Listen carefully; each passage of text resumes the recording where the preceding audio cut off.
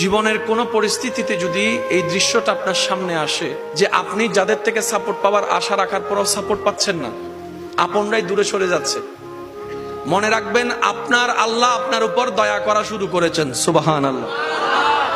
ওই বিপদ থেকে আপনি যাদের সাপোর্ট নিয়ে উঠতে চাচ্ছেন, রব চাচ্ছেন আপনাকে কেউ না করুক সাপোর্ট, আপনার আল্লাহই স্বয়ং আপনাকে সাপোর্ট করতে চাচ্ছে বলেই মানুষকে দূরে সরাই দিচ্ছে। সুবহানাল্লাহ।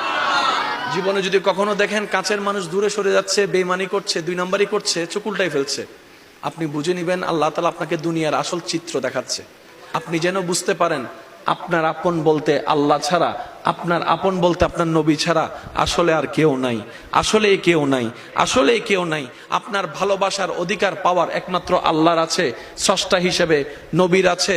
আপনার উম্মত হিসেবে আপনি ভালোবাসবেন আপনার নবীকে, আপনি আল্লাহকে ভালোবাসবেন, আপনার নবীকে ভালোবাসবেন। এই বুঝটা দেওয়ার জন্য আল্লাহ অনেক সময় দুনিয়ার এই বাস্তবতা আমাদের সামনে এনে দেয়। অনেক ভাই বোন, ভাই ভাই এমনও আছে মানুষের কথার ফাঁদে পড়ে, ভুল বোঝাবুঝির কারণে কিংবা মেজাজ গরম থাকার কারণে, দুই চারটা কথার শিকার হওয়ার কারণে হয়তো কোনো একটা সময় দূরত্ব হয়েছে, কিন্তু এখন একজন আরেকজনের সাথে মিলতে চায়, বসতে চায়।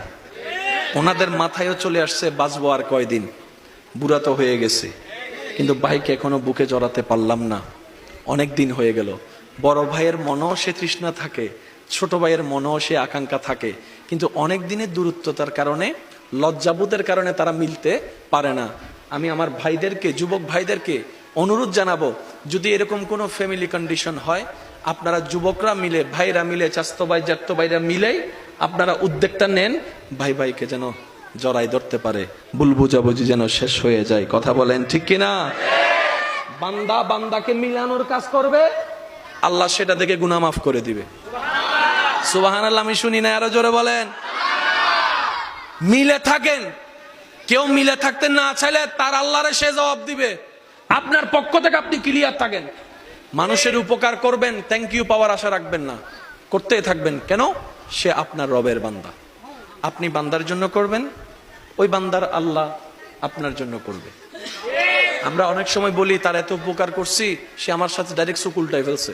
বা এটা দুনিয়ার নিয়ম, আল্লাহ তো এটাই বুঝাতে চায়, এটা দুনিয়া, এটা জান্নাত নয়।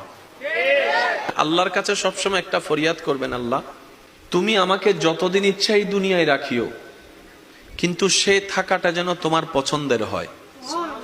আল্লাহ যতদিন আমার নিঃশ্বাস চলবে, সেই নিঃশ্বাসটা যেন তোমার পছন্দের সময় কাটে। আল্লাহ আমাকে তুমি যতদিন রাখবা সুস্থভাবে রেখিও,